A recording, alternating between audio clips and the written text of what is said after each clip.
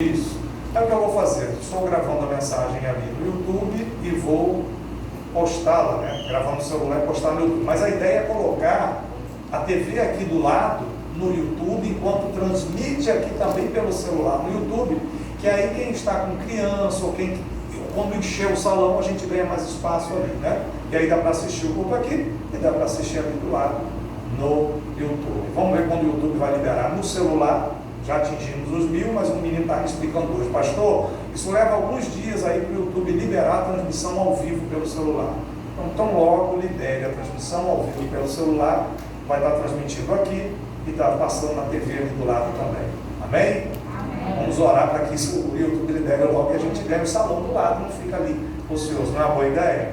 Além de estar transmitindo também para os nossos irmãos que não podem estar aqui, quem tem, né, por causa da pandemia, ainda está com medo de vir à igreja, ou tem alguma idade superior, enfim, vamos usar as mídias sociais aí para tudo isso. Mesmo assentados, Evangelho de Lucas, capítulo 8, a partir do versículo 22. Lucas, capítulo 8, versículo 22. Ainda antes de ler o texto, você está procurando? Os irmãos estão sentados mais aqui, vocês estão com muito frio. Quer que diminua um pouco, aumente ou tá bom? Bom, assim, essa pergunta nunca vai dar certo, né? Quem quer que diminua um pouco, faz assim com a mão.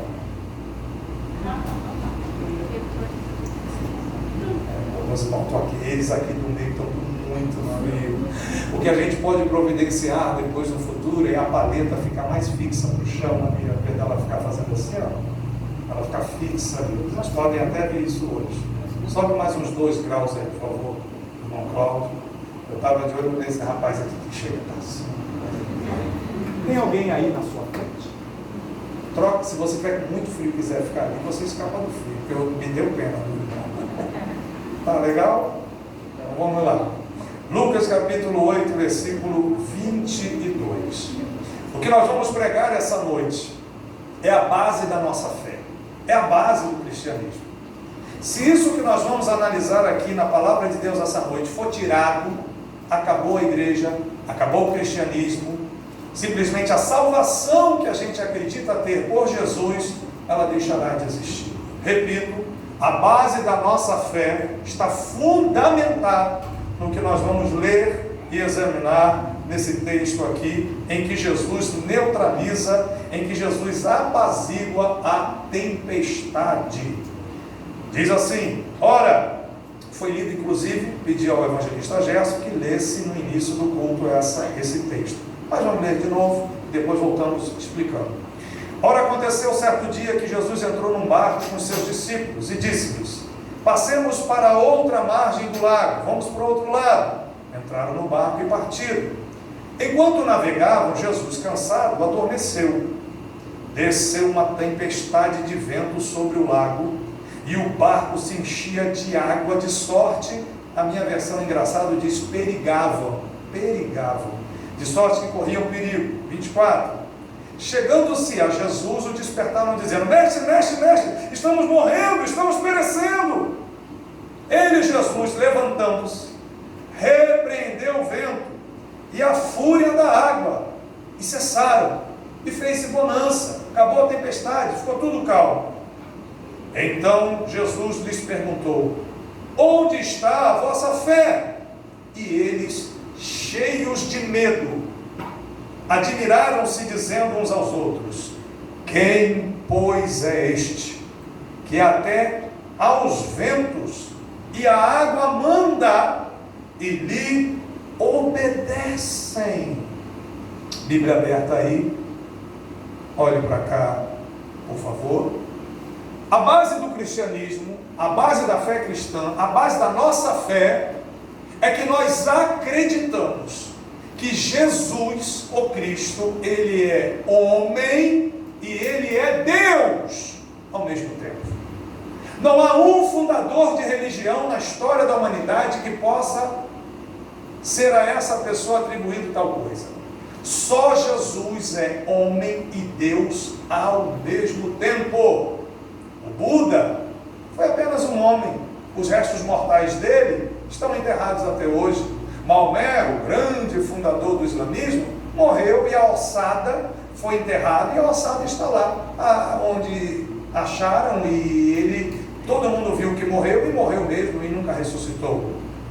Nenhum fundador de religião, nenhum na terra, tem essa atribuição. Morreu, ressuscitou e vive para sempre. Muitos gostam de rezar aos santos, só que Pedro morreu e não ressuscitou.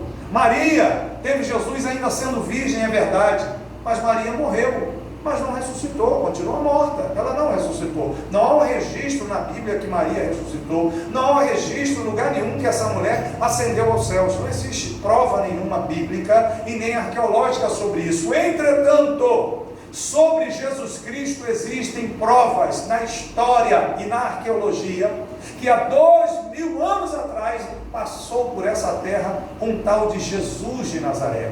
Um dos grandes historiadores, irmãos, da história da Palestina foi o Flávio Joséfo.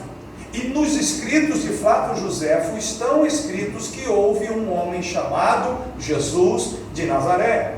O outro historiador também do século IV, lá atrás, tal de Plínio, também disse que aconteceu na época de um rei chamado Herodes, que tinha um governador romano chamado Pôncio Pilatos e que teve uma confusão com um tal de Jesus de Nazaré. Então, o Jesus histórico existe. Existem registros históricos de que realmente passou por essa terra um homem chamado Jesus, que nasceu em Nazaré e que causou uma grande revolução na sua terra, no seu lugar, na sua época. Então Jesus não é um fantasma, Jesus não é uma mitologia, Jesus não é invenção da cabeça de ninguém. Jesus está provado na história. E além das histórias e dos livros fora da Bíblia, o registro de que Jesus realmente existiu é a Bíblia, esse livro que você está na sua mão. Até a década de 60, muita gente falava mal da Bíblia, que isso aí é uma invencionice, quem é que prova que realmente esse livro é sagrado? Até que nos anos 60, numas cavernas lá em Israel, num lugar chamado Qumran, os arqueólogos entraram na caverna e acharam uns vasos grandes assim, ó. E dentro dos vasos haviam manuscritos que foram escritos na época de Jesus. Existia um grupo de especialistas religiosos da época de Jesus que escreviam tudo, que guardavam tudo. E essa turma foi quem deixou isso escrito. E aí cumpriu-se a escritura que diz: se vocês não pregarem, as próprias pedras clamarão. Os escritos de Qumran são a maior prova de que a Bíblia é verdade e a palavra de Deus. Acharam livros inteiros, o livro do profeta Isaías inteiro escrito, e a pessoa que sabe ler lá, o aramaico e o hebraico, está lá, e inclusive muitas narrativas daquela época de Jesus. A Bíblia é a palavra de Deus, a arqueologia prova isso, a Bíblia é a palavra de Deus, e eu e você também provamos isso. Quer ver uma coisa? Quem aqui teve e ainda tem a sua vida completamente transformada pelo que está escrito nesse livro? Levante a mão, diga glória a Deus. Aleluia. Quem tem a vida transformada pela Bíblia, diga aleluia. Aleluia. Então Jesus não é lenda, Jesus não é conto da carochinha, Jesus não é conversa fiada. Jesus existiu, tanto pelos registros da Bíblia, quanto pela história secular. E isso falo eu para mostrar que Jesus existiu, um ser humano, um homem como eu e você, de carne e osso. Não era uma lenda, não era um mito, não é uma coisa que ninguém inventou. Jesus existiu na forma humana, repito, enfatizo. E no texto que nós lemos, a narrativa de Lucas faz questão de dizer que Jesus realmente não era um super-homem. Jesus era um homem comum. Por quê? Se você olhar o versículo 1 desse capítulo, e eu vou ler para você, ele começa dizendo assim: logo depois disso, andava Jesus de cidade em cidade, de aldeia em aldeia, pregando e anunciando o evangelho do reino de Deus, e com ele ia os 12. Ou seja, depois de caminhar muito pregando a palavra, depois de caminhar muito evangelizando, falando do reino de Deus, mandando o povo se arrepender, mandando o povo acreditar na pregação dele, nas palavras dele, Jesus entra no barco e diz: vamos atravessar para o outro lado? Vamos embora. E como é que Jesus estava naquele barco? Cansadíssimo, morto de cansaço, pregando, caminhando, anunciando, expulsando demônio, curando enfermo, E aí, meu irmão, a carne física não aguenta. Quem é que aguenta? Não aguenta.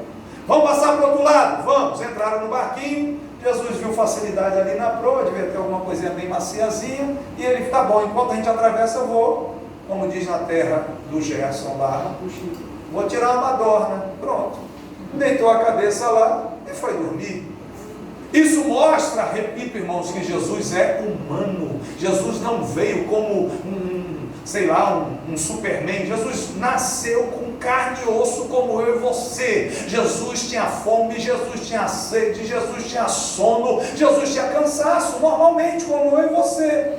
A nossa fé cristã está baseada no fato bíblico de que uma menina virgem teve um homem santo, nasceu uma criança santa e sem pecado daquela menina. Nós acreditamos nisso, é a base da nossa fé. Então Jesus era humano, homem, 100% homem como eu e você, ao ponto de se cansar, ao ponto de ficar muito exausto e aproveitar a viagem de barco para dormir. E é interessante a narrativa dizer que quando Jesus dormiu, a tempestade se levantou, né? Parece até que o diabo já aproveita, né? No caso aqui, Jesus limitado à forma humana, mesmo sendo Deus no seu caráter, mesmo sendo Deus ao ponto de perdoar pecados. Em Marcos, capítulo 3, Jesus diz, não, perdoados sejam os teus pecados. Aí os fariseus falaram, como é que esse rapaz aí, 30 anos de idade, como é que esse rapaz aí tem a coragem de dizer que o pecado desse aleijado está perdoado? Aí Jesus falou assim, eu estou entendendo a mente de vocês. Vocês acham que eu não tenho poder para perdoar pecado? Então vamos fazer o seguinte, para que vocês saibam que o Filho do Homem tem na terra poder para perdoar pecado, ou você que está paralítico, levanta e anda! E o rapaz levantou e andou. Um milagre tremendo, sobrenatural. Jesus mostrou o seu poder e mostrou a sua divindade na sua capacidade de dizer, perdoa os seus pecados. Ok? Primeira coisa importante nesse texto, a gente vê que Jesus, como um ser humano normal, ele está cansado, cansadão, botou a cabeça, foi dormir. A tempestade surge a partir daí, né? Parece até uma provação quando se Jesus dormisse. Imagina se Jesus dormisse hoje. Hoje é impossível, porque embora tendo ainda a forma humana, ele recuperou completamente os poderes divinos. Mas imagine, irmãos, o que seria de mim e de você se Jesus tirasse um cochilo. O diabo rasgaria você na unha. Satanás beberia o teu sangue todo. Diga, Deus me livre. Deus me livre. Diga, poder no sangue de Jesus. O diabo não pode nos tocar, porque Jesus nunca mais irá dormir. Mas nesse momento aqui, cansado, dormiu, levanta uma tempestade de vento, sacode aquele barco, uma confusão tremenda. Parece que o inimigo realmente estava aproveitando. Diga, Jesus é 100% humano. Bom, aí esse Jesus humano, cansado, fatigado, está lá dormindo, tempestade, sacode, o barco começa a sacudir, e as ondas, e a água enchendo o barco, os discípulos, acorda, mestre, a gente vai morrer. Aí Jesus levanta, não sei se ele fez, não sei, aí levanta tranquilamente ali na frente do barco, vento, para! O mar de Genezaré, ou o mar da Galileia, é do tamanho de quase de uma baía de Guanabara. É um lugar enorme, assim, é gigantesco, ao ponto de chamarem mar da Galileia, mas não é um mar, é uma lagoa, mas é uma lagoa gigante, né? Que atravessar de um lado para o outro é muita coisa. Então, imagine uma lagoa gigante, é como se fosse mesmo um mar, mas de água doce, né? Aí aquilo sacudindo de ondas, Jesus disse, ó água, ó lagoa, ó mar, para! Fica calminho, lisinho. E não é que o negócio ficou. Aleluia! Os discípulos ficaram tão assombrados com aquela demonstração de poder que eles ficaram com medo de Jesus. Houve dois momentos nas narrativas dos evangelhos que os discípulos ficaram com muito medo de Jesus. Uma é essa, e a outra é quando Jesus vem andando sobre as águas. Jesus manda eles irem na frente, aí para Jesus recuperar o tempo, Jesus pisou na água e saiu caminhando, e ia embora pela água fora. Ele, é um fantasma, é um fantasma, é um fantasma. Imagina imagina o pavor, vendo aquele homem passando a pé por cima da água. Aí Jesus, não, sou eu, rapaz, sou eu. É o mestre. Aí Jesus entrou no barco, ele não dava um medo de Jesus que eles ficaram. Porque Jesus estava andando sobre as águas e aqueles estavam com medo. Como é que um homem que estava dormindo acorda e faz um vento de uma tempestade parar e faz um mar cheio de ondas se acalmar? Glória a Deus! Não é qualquer homem, não é qualquer pessoa. A Bíblia diz em Atos capítulo 10, versículo 38, que tudo o que Jesus fez foi pelo poder do Espírito Santo. A Bíblia diz: e como Deus ungiu a Jesus de Nazaré com o Espírito Santo e com poder, o qual andou fazendo bem e curando a todos os oprimidos do diabo, porque Deus era com ele. Então, os poderes que Jesus manifestava eram pelo Espírito que estava nele. Mas neste caso específico, em que Jesus manda o vento se acalmar e o mar também ficar flétil, ficar calminho, alguns especialistas, alguns estudiosos, alguns teólogos admitem a seguinte questão: sabe por que o vento ficou calmo e o mar ficou calmo? Porque quando aquele homem Jesus levantou a voz e bradou, e olha, quando Jesus falava alguma coisa, as palavras de Jesus nunca voltavam vazias, porque são as palavras do próprio Deus. Então alguns especialistas dizem que quando o vento ouviu a voz de Jesus e o mar também ouviu, eles reconheceram: quem é esse que está dando essa ordem aí? Que homem é esse aí? Não, esse aí é o mesmo que nos criou. Foi esse aí que nos criou. Quem está mandando o vento parar é quem criou o vento. Quem está mandando a tempestade, o mar se acalmar, foi quem disse: haja separação entre as águas, haja mares e lagoas e oceanos. Eles reconheceram a divindade. Quem está mandando a gente parar é o Deus que nos criou. Então a gente vê nessa narrativa a humanidade de Jesus e a divindade de Jesus. Ele é homem, não é uma fábula, não é alguém que nunca existiu. Existiu, tem registro histórico de Jesus, o Nazareno. Mas embora seja humano, ele também é ao mesmo tempo o Deus que desceu dos céus e quis se fazer humano. Aquele que existe desde a eternidade, que não tem data de nascimento, eternidade. Jesus é antes de existiu antes, e ele é depois de existiu depois. Ele é o mesmo antes e para sempre. Ele é o alfa e o ômega. Ele é o princípio e ele é o fim. E o vento reconhece isso, e a tempestade e o mar reconhecem isso. É interessante como existem seres humanos hoje que não reconhecem isso. Se a natureza ouve a voz de Jesus e se cala e se para e obedece porque reconhece a voz, é interessante como tem gente hoje que ainda não é crente, que ainda não aceitou Jesus como Salvador. E não aceitou por quê? Porque não sabe quem é Jesus. Mas a natureza sabe reconhecer o seu Criador. Glória a Deus. Os elementos da natureza reconheceram quem os criou e por isso lhe obedeceu. Outra coisa importante nessa narrativa, nesse texto, é que quando o vento se acalma e a tempestade se acalma e o mar fica lisinho, fica flat, os discípulos ficaram com medo. E aí é uma palavra de Deus para mim e para você que já somos crentes. Há quantos meses ou há quantos anos os discípulos andaram com Jesus? Cerca de 3 anos e meio. Aqui está no início da narrativa de Lucas. Vamos aí estipular, imaginar, eu não sei ao certo, vamos imaginar que já tinha 1 ano que os discípulos estavam andando aqui com Jesus. Vamos supor, não tenho certeza que era esse tempo, estou tirando uma base porque está no início da narrativa de Lucas, mas vamos admitir que já tinha 1 ano que eles estavam andando com Jesus e agora estão passando do barco, dentro do barco para o outro lado, e Jesus acalma o mar e a tempestade, e eles olham para Jesus e se assombram. Por que se assombram? Porque embora eles estivessem andando já há algum tempo com Jesus, eles não sabiam quem era Jesus. Meu Deus. O maior problema na vida de um crente, você que é crente, você que aceitou Jesus, você que tem o Espírito Santo dentro de você, você que tem fé e certeza que teu nome está escrito no livro da vida, o maior problema de um crente é ele ser crente e não saber direito quem é Jesus. Os 12 apóstolos não sabiam quem era Jesus. Quem é esse homem que fez agora a tempestade, o vento, o mar se acalmar? Que homem é esse que a gente está andando com ele? Eu estou com medo dele. Então nós precisamos andar com Jesus e conhecer Jesus, conhecer o seu poder, conhecer o seu amor, conhecer os seus pensamentos, conhecer qual é a vontade que ele, Jesus, tem para a minha vida e para a sua vida.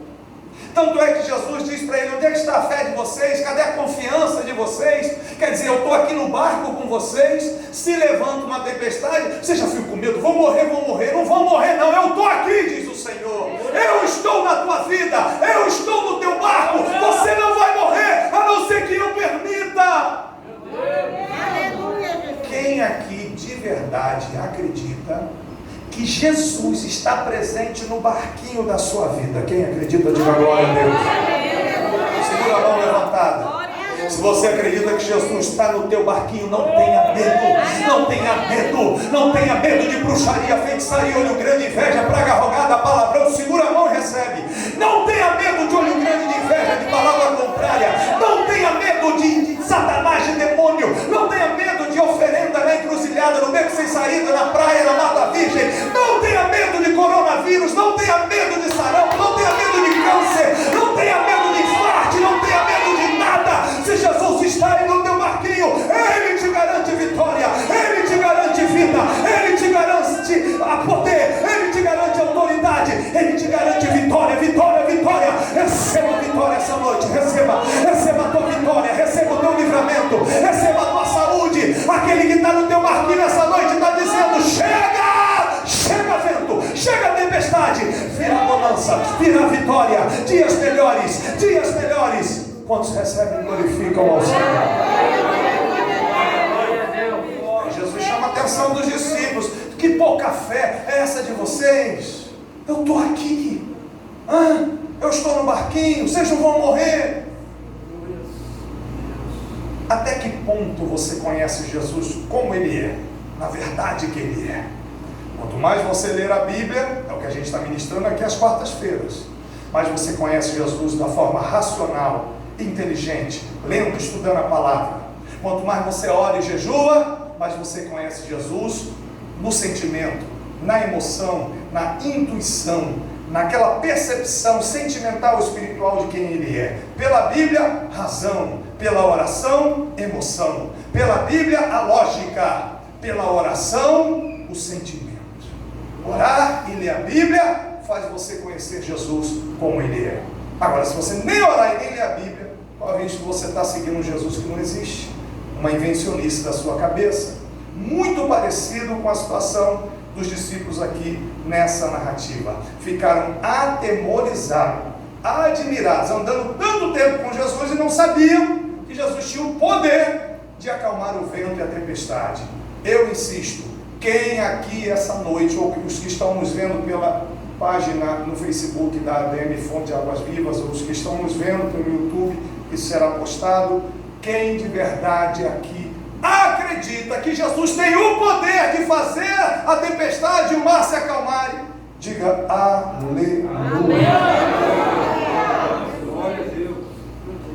Deus desceu do céu e entrou no útero daquela menina, daquela Maria, e nasceu com uma criança e foi humano. E aos 30 anos de idade trabalhou e ralou como filho primogênito, ajudou seu pai naquela carpintaria. No meio da sua juventude, José morreu, o pai dele, e ele foi arrimo de família, teve que trabalhar duro para manter a mãe e os seus irmãos. Aos 30 anos ele se lança no ministério, lançado por João Batista, enfrenta Satanás no deserto e vence o diabo pela palavra. 3 anos e meio pregando, ensinando, curando, libertando, até que chegou o dia dele ir na cruz. Todos nós cristãos sabemos que a maior obra que Jesus fez não foi controlar o vento e a tempestade. A maior obra que Jesus fez não foi tirar 6.000 demônios do corpo de um homem só em Gadara. A maior obra que Jesus fez fez não foi dar vista a um homem que nasceu sem os olhos, segundo o evangelista americano T.L. Osborne, aquele homem da narrativa de João 9, o cego de nascença, ele nasceu sem olho. E Jesus fez bolinha e botou lá e a bolinha virou olho. Eu li isso no livro do T.L. Osborne. Não sei se foi assim, mas se ele acredita, eu acredito também. E o milagre foi tão violento que a fome e o ministério de Jesus foram impulsionados depois que aquele rapaz de nascença passou a enxergar. Mas ainda não foi o maior trabalho, a maior obra que Jesus realizou. A maior obra que Jesus realizou foi morrer na cruz, derramando até a última gota do seu sangue, para poder perdoar os meus pecados e os seus pecados. Deus se tornar homem é uma grande humilhação. Deus trabalhar como carpinteiro é uma grande humilhação. Deus apanhar na cara como Jesus apanhou é uma grande humilhação. Mas ser pendurado nu em uma cruz, aquela fralda que eles colocam nas figuras e nas estátuas nunca existiu. A vítima de crucificação era pendurada nua. Jesus estava tomado e coberto de sangue, rasgado de feridas. Mas a maior humilhação era a cruz, porque era a morte mais vergonhosa, uma pessoa pendurada nu em uma cruz. E por que Jesus pendurado na cruz poderia ser o nosso Salvador? Por que Moisés não pôde? Por que o rei Davi não pôde? Por que Jó, um homem tão justo, não pôde? Por que ninguém no Antigo Testamento pôde nos salvar e só Jesus poderia nos salvar? Por quê?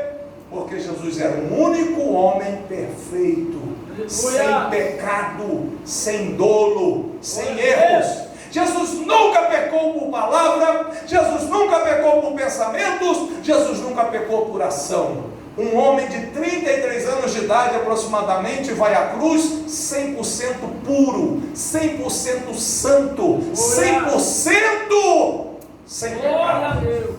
Então somente um inocente santo poderia morrer no lugar de um miserável pecador como eu e você. É como se alguém tivesse amarrado para ser fuzilado, com as mãos para trás, 2 homens com um fuzil para atirar. E essa pessoa que vai morrer no fuzilamento merece morrer. Fez por onde? Pecou mesmo, merece tomar um monte de tiro. Vai ser fuzilado porque não presta, porque merecia. Aí na hora que vão fuzilar, vem um inocente e diz assim: ei, não mata ele não. Mas isso aqui é um miserável, isso fez isso, e fez aquilo outro. Aí o inocente, um homem inocente diz assim: não. Eu levo o tiro no lugar dele, eu morro no lugar dele. Pode soltar esse homem. Você não tem culpa, rapaz. Você quer morrer no lugar dele? Eu morro no lugar dele. E aí a pessoa entra lá e leva um monte de fuzilada e tira e morre. Um inocente morrendo no lugar do pecador, do culpado. Foi isso que Jesus fez na cruz por mim. Meu Deus. Como homem santo e perfeito, ele era o único, pela justiça divina, que poderia morrer no nosso lugar. Porque quem poderia reclamar? Quem poderia dizer que não daria certo? Porque ele era o único inocente. Agora ele morre, seu corpo é sepultado. Ao terceiro dia ele ressuscitou. O Espírito Santo ressuscitou Jesus. 1 Coríntios capítulo 15, o apóstolo Paulo diz que o mesmo Espírito que ressuscitou Jesus nos ressuscitará. Quem acredita aqui que vai ressuscitar? E quando Jesus é ressuscitado, ele toma de volta os poderes divinos que por livre-arbítrio ele deixou no céu.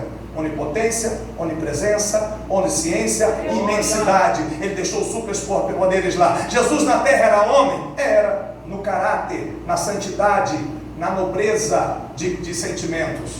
Mas era humano, carne e osso como eu e você, a ponto de deitar no barco cansadão e dormir. Mas quando ele ressuscita, ele retoma todos os poderes. Por isso ele aparece aos discípulos em Mateus 28 e diz assim: os discípulos uma alegria. Imagina a alegria daquele povo, vendo aquele homem que estava sendo sangrado, machucado, arrebentado. As costas de Jesus ficaram igual um bife cru. Sabe quando a mulher pega o bife e bate com o martelinho para fritar aquela carne moída? As costas de Jesus ficaram assim. Os discípulos viram Jesus todo esbagaçado, todo arrebentado. De repente Jesus aparece como? Ressuscitado. Bom todo. É um fantasma? Não. Vamos comer peixe, senta aqui, dá um peixinho aí, deixa eu comer um peixinho, dá um pedacinho de pão. Sou eu mesmo, ressuscitado. Está vendo esse corpo que eu tenho hoje? Vocês serão igual a mim, quando vocês morrerem e ressuscitarem. Eu sou a primícia dos que dormem, diz o Senhor Jesus. Eu sou o exemplo, quando vocês ressuscitarem, vocês terão esse corpo igual ao meu, um corpo novo, incorruptível, glorioso. Aleluia! Aí Jesus sobe aos céus, apresenta o sacrifício a Deus Pai, aceito, e em Mateus 28 ele aparece para os discípulos e diz: gente, tem um negócio novo para contar para vocês. O que foi, mestre? O que foi, mestre? Não, agora é Senhor, né? Foi-me dado todo, mas todo o poder dos céus e na terra.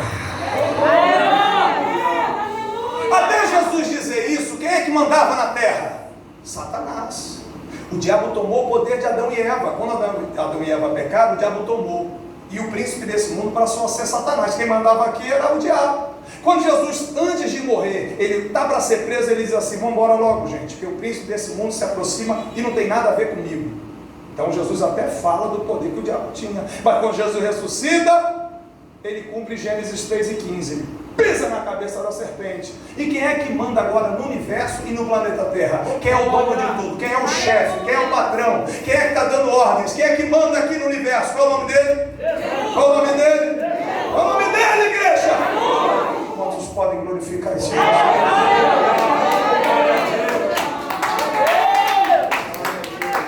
Jesus retoma os poderes celestiais. Agora tem um negócio formidável. Escute isso e começa a terminar.